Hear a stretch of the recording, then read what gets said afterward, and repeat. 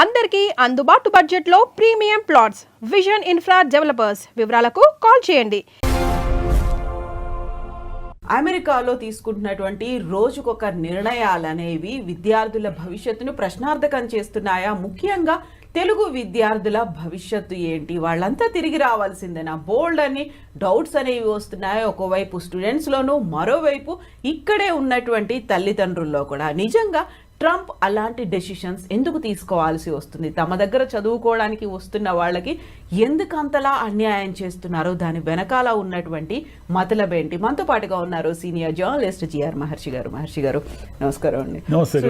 యూజువల్గా ఒక వినిపిస్తున్న వాదన ఏంటంటే, ట్రంప్ వచ్చాడు కాబట్టి ఫస్ట్ అమెరికన్లకి ప్రయారిటీ ఇస్తున్నాడు. ఓకే, అమెరికన్లకి ప్రయారిటీ ఇవ్వాలి, కాదనట్లేదు. మిగతా వారికి ఎందుకు అన్యాయం చేస్తున్నారు? వారిని ఎందుకు అలా తరిమేస్తున్నారు? అంత నిర్దాక్షిణ్యంగా ఎందుకని పంపించేస్తున్నారు అనేటువంటి ఒక వాదన మాట వినిపిస్తోంది కదా.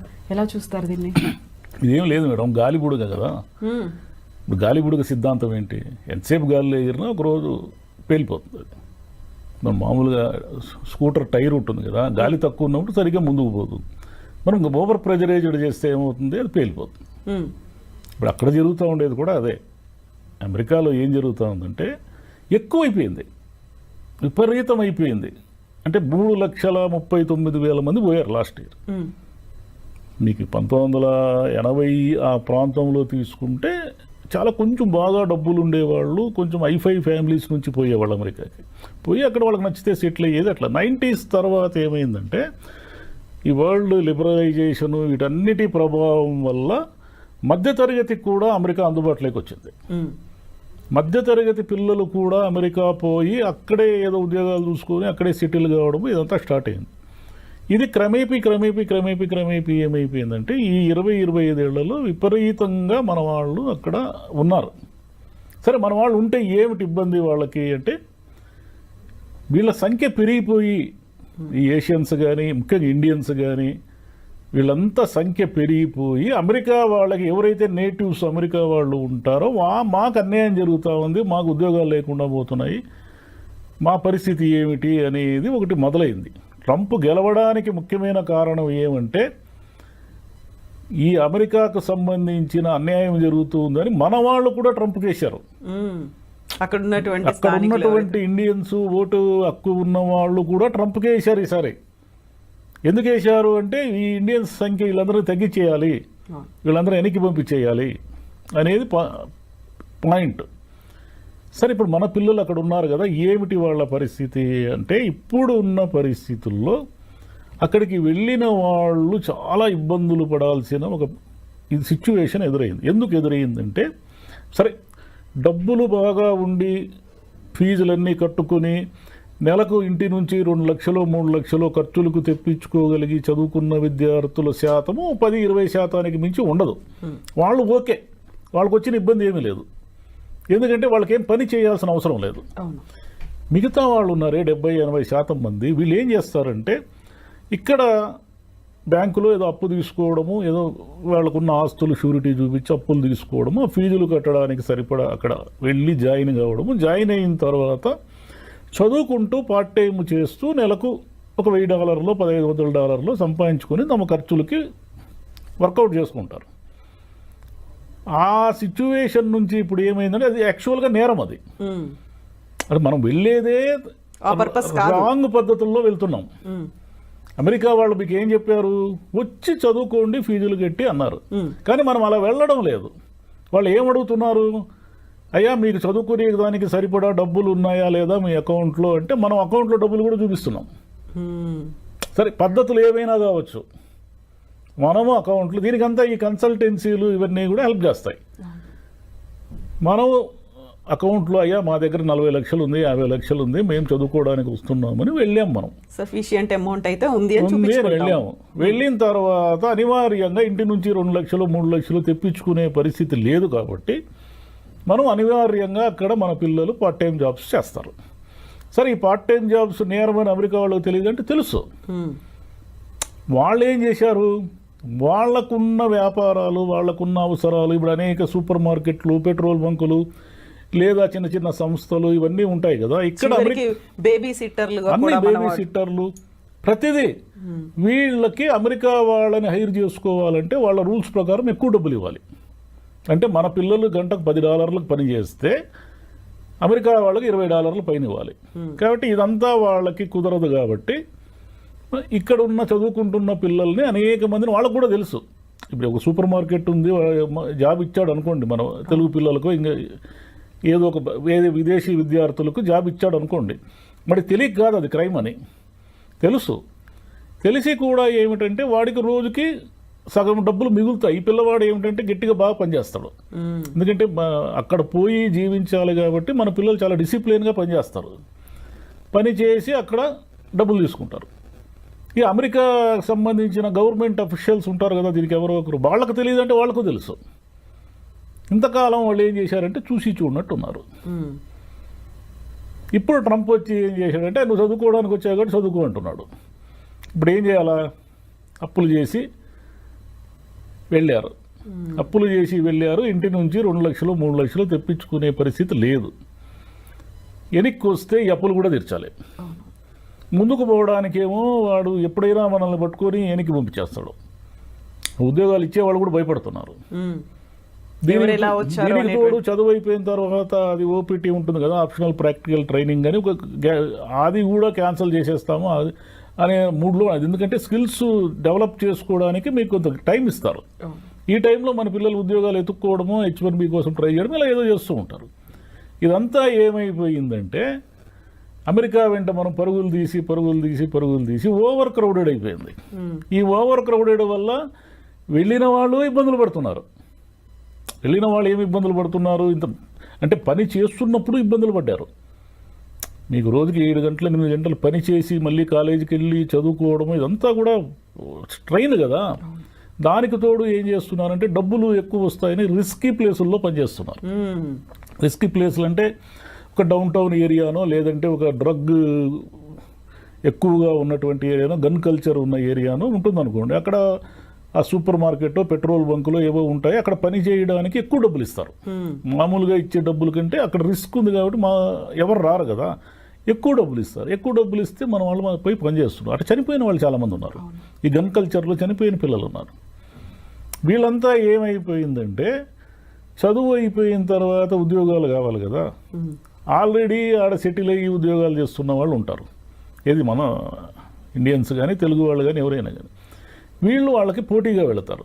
అంటే వాడికి ఒక $6,000 వస్తూ ఉందనుకోండి నెలకు. ఈ $6,000 వాడు చేసే పని వీడు 3,000కే చేస్తానంటాడు. అక్కడ వాడికి ఉపాధి కూడా దెబ్బ పడుతుంది. వాడి ఉపాధి పోతా ఉంది. వాడి ఉపాధి పోతే వాడికి ఇంకా డేంజరు. ఎందుకు డేంజర్ అంటారా? వీళ్ళు ఏం చేస్తారంటే ఉద్యోగం వచ్చిన వెంటనే ఒక ఇల్లు కొనుక్కుంటారు. ఎందుకు ఇల్లు కొనుక్కుంటారంటే అక్కడ వీళ్ళు కట్టే రెంటు, వీళ్ళు కట్టే EMI 2 ఈక్వల్గా ఉంటాయి. పెద్దగా వడ్డీ రేట్లు బీభత్సంగా ఏమి ఉండవు. దానికి తోడు మీరు కట్టే డౌన్ పేమెంట్ కూడా అబ్నార్మల్ ఏమి ఉండదు. మీరు కట్టుకోగలిగిన స్థాయిలో ఉంటుంది. అంటే ఒక $5,000 $10,000 ఎంతో మీరు కొనే ఇంటి స్థాయిని బట్టి ఉంటుంది. ఈ EMI ఎలాగో మనం రెంట్ ఎవడికోడికి పే చేయాలి కాబట్టి మన ఇంటినే మనం ఓన్ చేసుకుందామని వాళ్ళు కమిట్మెంట్స్ పెంచుకుంటారు. వాడికి ఒక $6,000 జీతం వస్తుంది అనుకోండి, వాడు కమిట్మెంట్స్ పెంచుకొని ఏం చేస్తాడంటే వాడికి వచ్చే దాంట్లో $3,000 EMIలు కట్టుకోవడానికి పెట్టుకుంటాడు. ఇప్పుడు వీడు పోటీకి వస్తే వాడు $3,000 వాడు పని చేయలేడు. $3,000 పని చేస్తే వాడు ఏం చేయగలుగుతాడు? అప్పులు కూడా తీర్చుకోలేడు.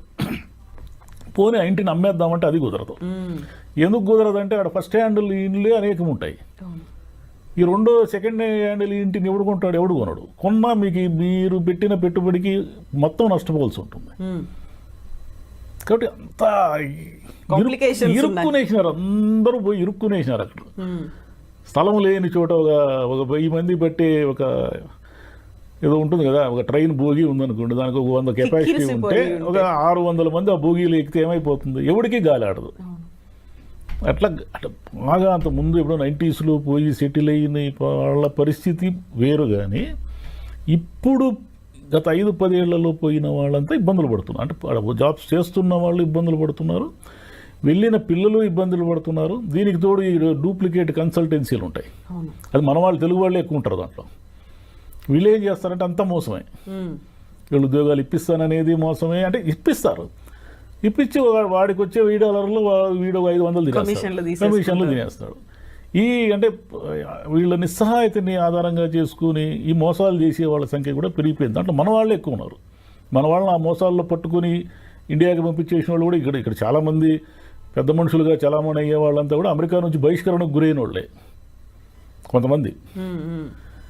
కాబట్టి ఇదంతా ఏమంటే ఇప్పుడు నేర్చుకోవాల్సింది ఏమంటే మనం ఇండియాలోనే ఉండి ఏదో ఒక ఉద్యోగం చేసుకోవడం అనేది ఒక పద్ధతి. ఇంతకుముందు గల్ఫ్ ఉండి ఆ బుడగ పేలిపోయింది చూడండి, గల్ఫ్ వారు వచ్చినప్పుడు అందరూ వెనక్కి వచ్చేసారు. అంటే అది ఒక స్కిల్డ్, అది లేబర్ సంబంధించిన గల్ఫ్ ఎక్కువ పోయేవాళ్ళు. ఈ సాఫ్ట్వేర్ వాళ్ళకే అసలైన ఇబ్బందులు ఉండేది. నర్సింగ్ నుంచి వెళ్ళేవాళ్ళు, ఫార్మసీ నుంచి వెళ్ళేవాళ్ళు కూల్గానే ఉన్నారు. ఈ సమస్య అంతా ఇప్పుడు ట్రంప్ పెడుతున్న ఇబ్బందుల వల్ల ఏమవుతుందంటే అమెరికాలో ఉన్న ఆర్థిక వ్యవస్థ అంతా కూడా ముతలాకుతలం అవుతా ఉంది. ఇప్పుడు 125% టారిఫ్లు విధిస్తే ఇప్పుడు చైనా మీద అతను వారు ప్రకటించాడు. చైనా వస్తువు లేకుండా మనం ఒక రోజైనా జీవించగలమా? అసలు మన దేశంలోనే ఒకసారి ఊహించుకోండి మీరు, చైనా చైనా చైనా కదా, ఏ వస్తువు చూసినా చైనా ప్రోడక్టే ఉంది మనకు. ఇక అక్కడ కూడా అంతే, డాలర్ షాపులను ఉంటాయి. సింగిల్ డాలర్కి మన దగ్గర 100 రూపాయలకి ఏదో వస్తువు దొరికిన అన్ని వస్తువులు 100 రూపాయలు ఉన్నాయి, అక్కడ డాలర్ షాప్స్ ఉంటాయి. ఈ డాలర్ షాపుల్లో సగం చైనా వస్తువులే ఉంటాయి. మరి వీటన్నిటినీ మీరు సుంకాలు పెంచి ఇవన్నీ చేయడం వల్ల అవన్నీ రేట్లు పెరుగుతాయి కదా. మీకు ఎగుమతులు మీకు ఎలాగైతే తగ్గిపోతాయో దిగుమతుల మీద వచ్చేవన్నీ కూడా రేట్లు పెరుగుతాయి. ఇవన్నీ రేట్లు పెరిగినప్పుడు వాళ్ళకి సహజంగానే అమెరికన్స్ ఏం చేయాలా, ఖర్చులు తగ్గించుకుంటారు. ఇప్పుడున్న ఆర్థిక వ్యవస్థలో అమెరికానే కాదు, ఏ దేశమైనా సరే ప్రజలు తమ ఖర్చుల్ని తగ్గించుకుంటే మునిగిపోతుంది. ప్రజలు ఖర్చు పెడతా ఉండాలా, డబ్బు చలామణిలోనే ఉండాలి. మనకి ఎందుకు ఇన్ని ఈఎంఐలు అవి ఇవి డిస్కౌంట్లు అని ఇచ్చి అన్ని కొనిపించేది? మన దగ్గర రూపాయి ఉండకూడదు. మనం ఎప్పుడు అప్పుల్లోనే ఉండాలి, నెల నెల బిల్లులు కడుతూనే ఉండాలి. మనం ఇంత మునుపు మీరు గమనిస్తే 20-30 ఏళ్ల క్రితము పొదుపుకు సంబంధించిన అడ్వర్టైజ్మెంట్లు వచ్చేటివి. పొదుపు చేయండి, పొదుపు శ్రీ మహాలక్ష్మి ఏదేదో అనేవాళ్ళు కదా. ఇప్పుడు ఎవరు అనడం లేదు, గమనించండి మీరు. పొదుపు అనే అడ్వర్టైజ్మెంట్ పొరపాటున కూడా రాదు. డబ్బులు ఖర్చు పెట్టించే అడ్వర్టైజ్మెంట్లు 100 ఉంటాయి. అందులో ఆఫర్లతో పాటు ఆఫర్లు, కార్లు కొనండి, బట్టలు కొనండి, బంగారం కొనండి, ఇల్లు కొనండి, అవి కొనండి, ఇవి కొనండి. అంటే మీరు నిరంతరము ఈఎంఐలు కడుతూ బిల్లులలో అంటే అప్పుల్లో ఉంటేనే ఆర్థిక వ్యవస్థ నడుస్తూ ఉంటుంది. మనకంటే అమెరికా ఇంకా ఘోరం. అమెరికాలో ఏంటంటే నిరంతరం డబ్బు చలామణి జరుగుతూనే ఉంటేనే వాళ్ళ ఆర్థిక వ్యవస్థ నిలబడుతుంది.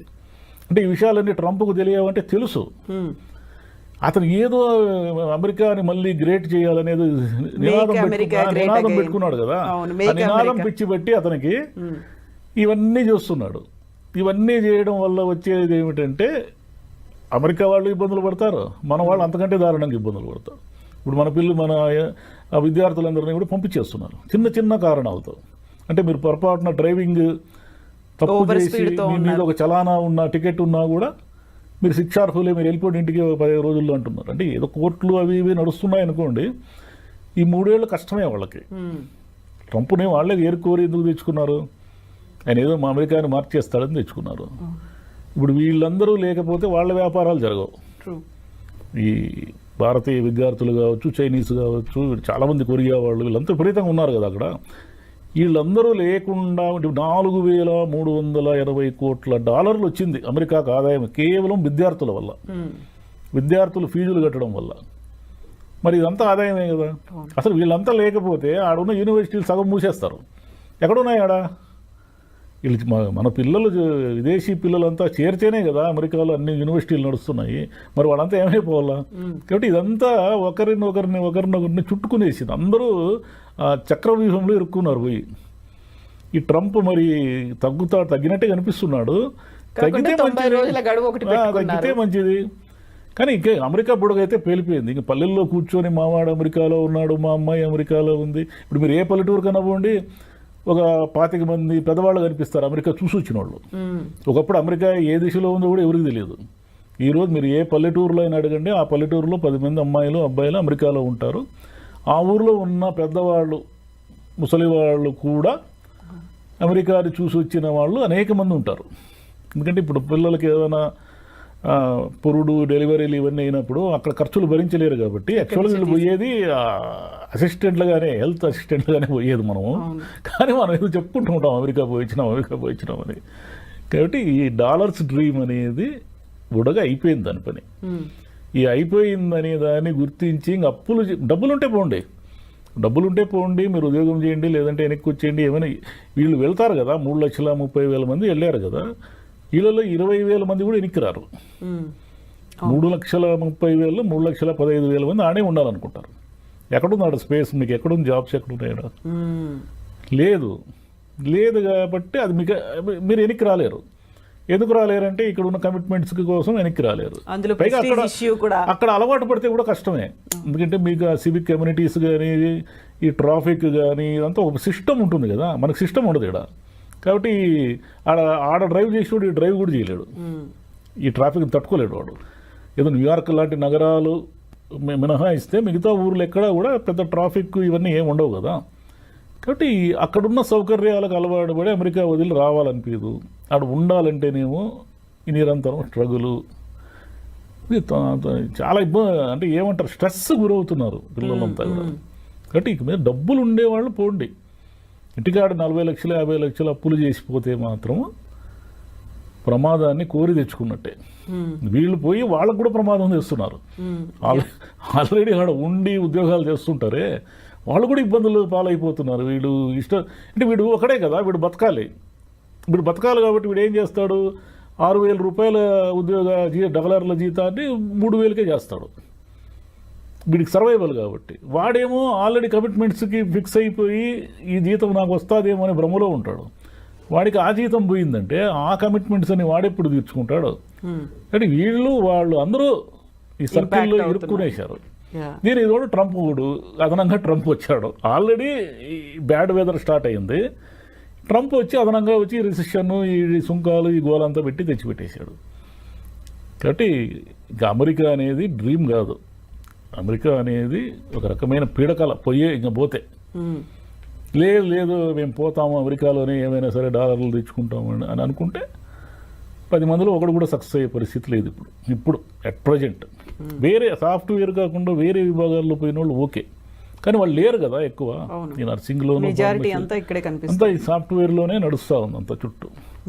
సో ఎందుకు వెళ్తున్నారు, ఎలా వెళ్తున్నారు చూసుకోవాలి, ఒక సక్రమమైన పద్ధతి. అందులో వాళ్ళు అమెరికన్లు ట్రంప్ ఏం ఆంక్షలు ఎందుకోసం పెట్టారనేది కూడా మనం అర్థం చేసుకొని ఆలోచన చేయాల్సిన అవసరం ఉంది. ఏం ఆలోచన చేయరు.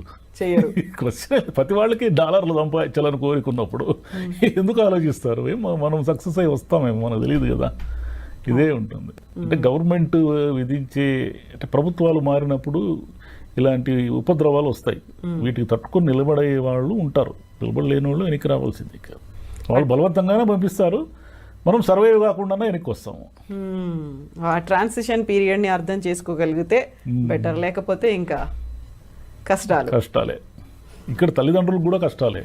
అవును, పాపం వీళ్ళు ఏవో ఉన్న ఆస్తులు అవి ఇవి తాకట్టు పెట్టి పంపిస్తారు కదా. వాళ్ళకేమో ఇంటికి పోతే ఖాళీ చేతులతో ఇంటికి పోతే అమ్మా నాన్న ఏమనుకుంటారని, వీళ్ళేమో మా పిల్లలు అమెరికాలో ఉన్నారని ఇక్కడ అది ఏమంటారు, అది ఆనందంగా చెప్పుకొని తిరుగుతూ ఉంటారు. అమెరికా నుంచి వాడు ఖాళీ చేతులతో వచ్చాడంటే వీళ్ళు షాక్ అయిపోతారు. ఈ చిన్న ఎమోషనల్ సమస్యలన్నీ ఉన్నాయి దీంట్లో. ఎస్ మహర్షి గారు, thank you so much sir. Thank you.